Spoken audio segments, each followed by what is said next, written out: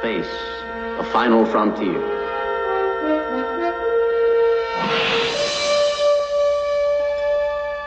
These are the voyages of the starship Enterprise. Its 5-year mission, to explore strange new worlds, to seek out new life and new civilizations, to boldly go where no man has gone before.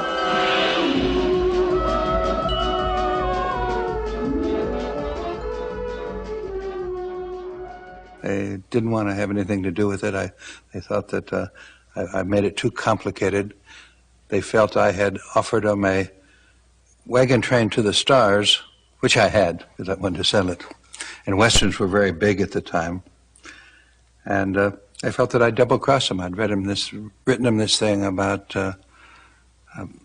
where the mind went in certain ways, and they wanted someone with bare knuckles and a fist fight. The review that Variety gave us when we first went on the air in September of 1966 said Star Trek with William Shatner, Leonard Nimoy.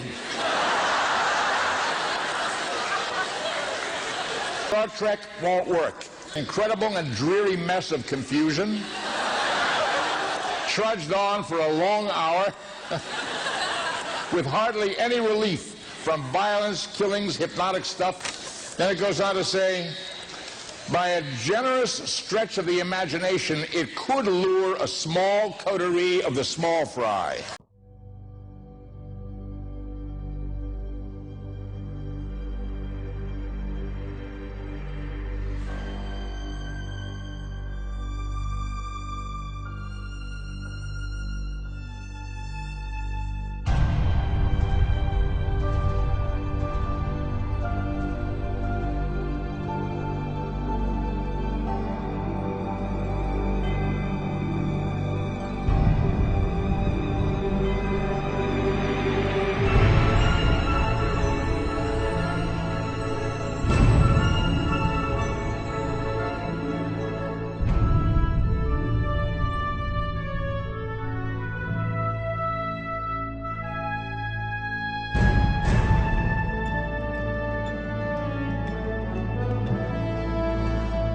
So I really cast my Star Trek people as a television family.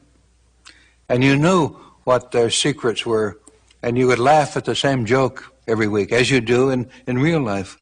I had screwed up so many times in life through emotions. I thought, wouldn't it be fun to write someone who is totally emotionless and logical?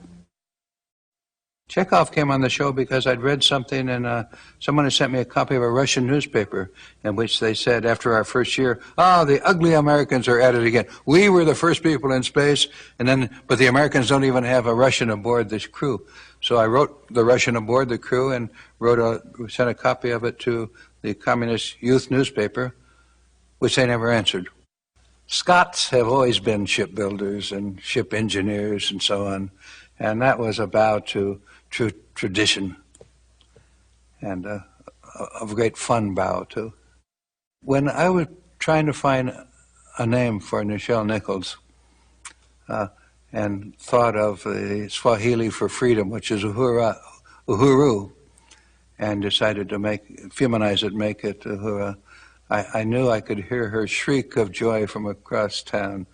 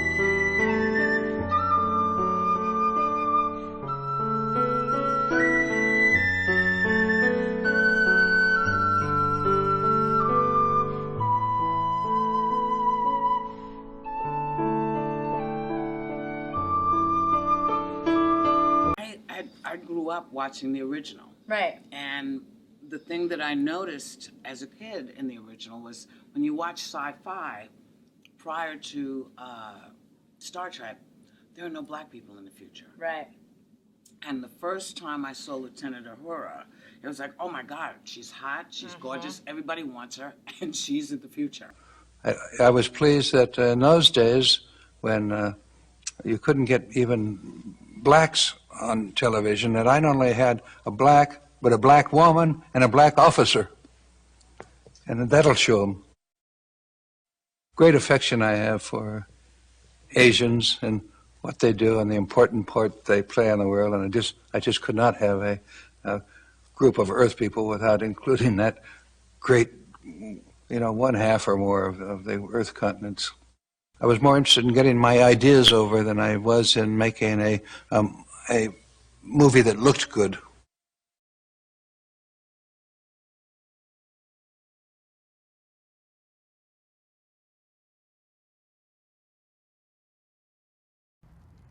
And I was going to leave the show and take that. So I went in and told Gene that I was going to, when the season was up, I was going to leave. And Gene says, you can't do that. He said, don't you understand what I'm trying to achieve here? And he was sitting behind his desk, and he looked up at me, and he said, and I handed him my resignation that I'd written out. I finally laid it on the desk, and he looked at it, and he said, take the weekend, Michelle. And as fate would have it, I've always used this way because I believe in fate. I believe it was fated. I was to be a celebrity guest at some fundraising thing in Beverly Hills. And I had just been taken to the dais and sat down when the organizer came over and said, Miss Nichols, how are you, and blah, blah, blah. And he said, listen, there's someone here who said he is your biggest fan, and he's looking chirpy, and he said, and he's desperate to meet you.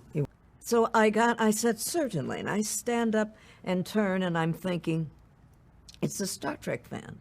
He said, it's a Star Trek fan. I'm looking for a young man who's a Star Trek fan. I turn, and instead of fan, there's this face the world knows with this beautiful smile on it. And I remember thinking, whoever that fan is going to have to wait, because Dr.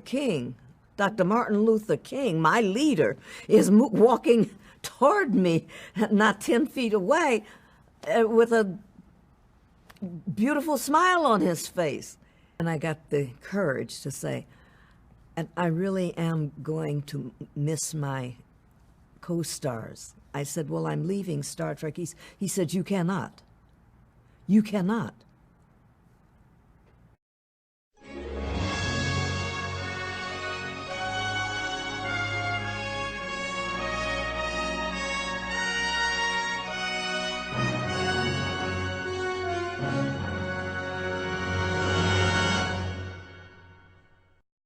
I began to see from that you could write about something in science fiction.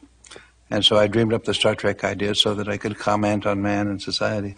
Gene put the character in a larger context. He said, the Starship Enterprise is a metaphor for Starship Earth, and the strength of the starship is in its diversity.